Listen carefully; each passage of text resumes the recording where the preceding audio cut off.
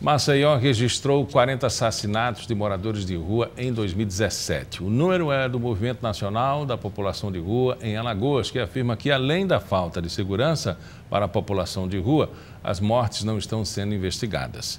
Para conversar com a gente sobre esse assunto, aqui comigo Daniel Gueiros, advogado e presidente do Comitê Intersetorial de Políticas Públicas para a População em Situação de Rua. Daniel, vamos explicar o que é o Comitê Intersetorial e como ele foi formado e como ele está operando. O comitê ele funciona com o objetivo de criar um plano de ações no âmbito municipal destinadas à atenção à população em situação de rua. Então, ele é composto pelo poder público, pela OAB e pela sociedade civil. E o objetivo é justamente construir esse plano. Ele foi constituído já houve uma composição anterior, essa é a segunda composição de membros, né? Então, ele tem reuniões periódicas com o objetivo de elaborar esse plano e acompanhar a execução dessas ações. Uhum. A gestão passada deixou alguma coisa, um planejamento, por exemplo, pelo menos um orçamento, uma estrutura do comitê? Na verdade, a composição anterior, ainda desse governo, ela teve um plano que teve 45% das metas alcançadas e hoje nós estamos elaborando um novo com o saldo de ações, né, que faltou para completar, e novas ações, novos nortes para que a gente possa aperfeiçoar essa atenção à população em situação de rua. Qual é o diálogo nacional que se estabelece a partir de uma instalação do Comitê Intersetorial no município como Maceió? Então, o decreto que criou o Plano Nacional de Atenção à População em Situação de Rua, ele autorizou, na verdade, a criação desses comitês em âmbito estadual, municipal, e nós temos hoje aqui o diálogo com o Movimento Nacional da População em Situação de Rua. A nossa liderança aqui em Maceió também faz parte, também representa o Movimento Nacional. É importante porque ela traz as demandas da população em situação de rua. Nós não podemos criar nenhum plano, nenhuma ação destinada a essas pessoas sem dar a oportunidade de ouvi-las. Uhum.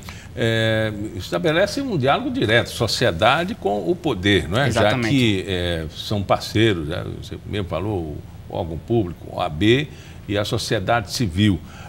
Dentro desse comitê, tem alguém morador de rua já? Nós temos lideranças, né, como membro, como suplente, e nas reuniões nós sempre temos pessoas em situação de rua que trazem demandas. Então, assim, ainda não estamos no ideal do que nós queremos, de dar a voz, mas temos a participação efetiva. Nós precisamos ouvir o que se passa, ouvir o que precisam, inclusive porque acontece entre uma reunião e outra, acontecer alguma demanda específica. Então, ou ela nos é trazida por meio da Comissão de Direitos Humanos da OAB, ou então em uma reunião com o comitê. Mas ele tem assento no comitê?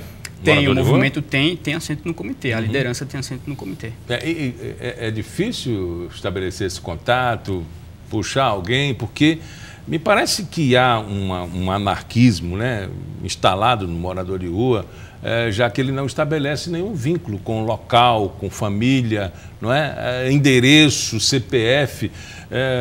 A gente às vezes é convocado até pela Receita Federal ou algum órgão pelo endereço, pelo CPF, mas morador de rua, como é que a gente vai contactar, né? Então, hoje, felizmente, nós temos uma liderança bem organizada. Então, o diálogo ele é muito mais fácil de ser construído. Nós temos o contato direto. Inclusive, quando nós fomos iniciar o novo plano, nós tivemos um seminário organizado pelo comitê. E o que acontece? A população ela foi até o seminário para participar da elaboração do novo plano. Então, o contato está sendo bem organizado.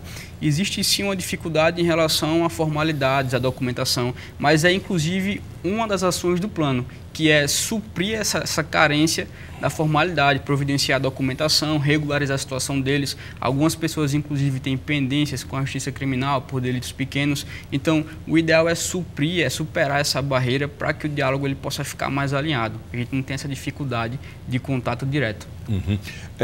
Existe, além da instalação da discussão e o diálogo com o governo federal, com os setores que estabelece normas e padrões de comportamento, enfim, a nível nacional, orçamento, vocês são deliberativos, se precisar de uma assistência, vocês vão contar com alguns parceiros ou vocês determinam?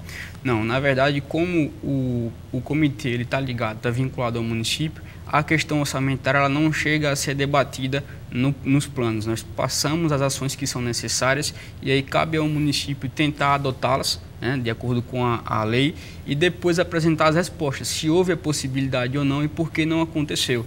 Então, em qualquer caso, se houver eventual discordância ou alguma burocracia indevida, enfim, alguma inobservância da lei, aí nós podemos oficiar as autoridades competentes. É que você fica diante de um problemão, né? Porque as demandas são as mais variadas. Você citou pelo menos, por exemplo, dar dignidade, né, documental. Exato. Ter um escritório onde que aconteça pelo menos a identificação do indivíduo, as pendências que ele tenha na justiça ou qualquer outra, por exemplo, da moradia, a própria moradia. O governo municipal cedeu, me parece que quase 400 moradias, né? Para a pessoa com vulnerabilidade social, né? Morador de rua é um vulnerável social, mas exatamente, até mesmo para ser beneficiado num programa como esse, ele precisa antes ser cidadão, né? Exatamente, ter todos os registros. E o que é que acontece? Também surge a dificuldade, depois da habitação, quando ela é providenciada, da manutenção do lar. Então, é preciso haver uma integração com outros setores, porque se ele conseguir uma residência, depois ele vai precisar de um trabalho para se manter lá. E às vezes acaba que eles voltam à situação de rua porque não tem como manter aquele imóvel. Existem casos sim de sucesso de pessoas que conseguiram se manter, mas também aliado a isso tem a demanda de um maior número de lares que eles precisam. Então, até agora, felizmente, conseguiram algumas unidades habitacionais, mas seria necessário ter mais disponíveis.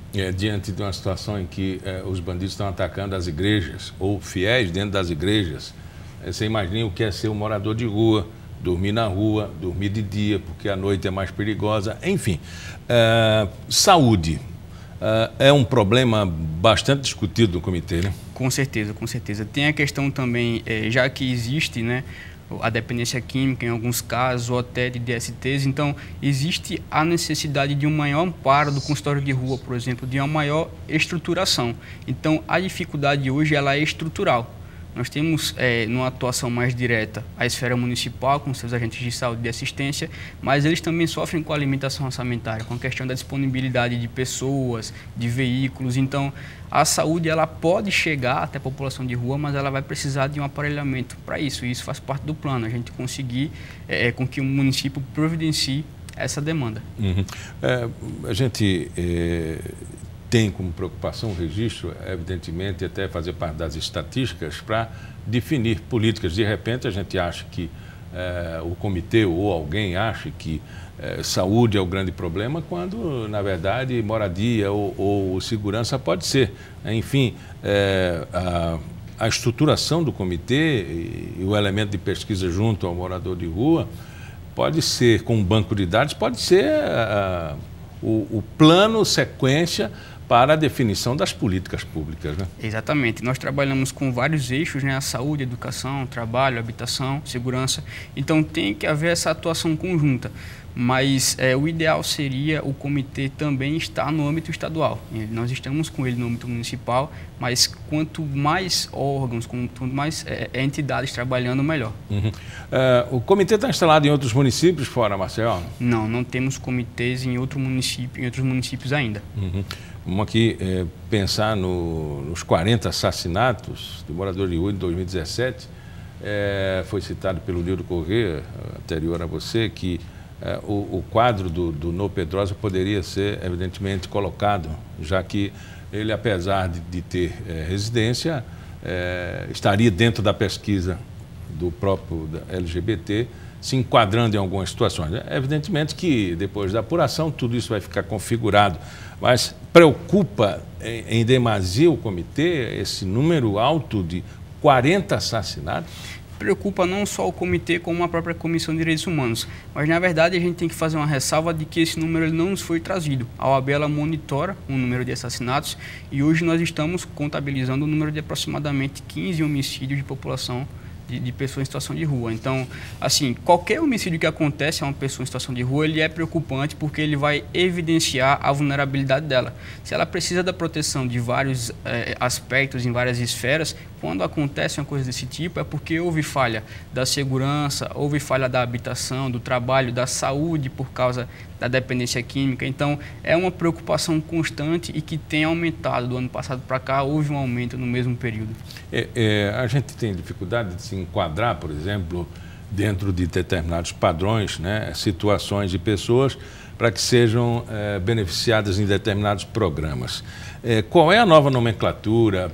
Morador de rua ficou consagrado dentro da literatura e também no jornalismo, mas qual é a nomenclatura? Pessoa em situação de rua, vulnerabilidade, enfim, qual é a situação? Seria de pessoa em situação de rua, porque a definição legal ela não trata só daquela pessoa que mora na rua, mas daquela que usa a rua para garantir a subsistência. Então tem aquela pessoa que realmente não tem para onde ir, ela precisa dormir lá, não tem outro lugar, e outras que estão com vínculos familiares fragilizados ou então vão para a rua pela dependência química. Outras não eram dependentes químicas, mas a situação de rua acabou causando esse sintoma. Então, ou famílias debaixo da ponte, por perder a renda. Exatamente. Tivemos a crise econômica que o país tem enfrentado. Então, são várias situações que acabam se enquadrando nessa questão da situação de rua. Evidentemente, vocês têm acompanhado de perto, né, todo órgão de assistência, Casa de Ranquines, a Prefeitura de Marçoca mantém também abrigos, né? Isso. Enfim, qual é a situação hoje? O morador de rua está abrigado? Não. Hoje existe uma dificuldade estrutural. Temos, por exemplo, a casa de passagem, que não é suficiente. Os centros POPs que têm, embora exista um atendimento muito bom, eles têm as dificuldades estruturais.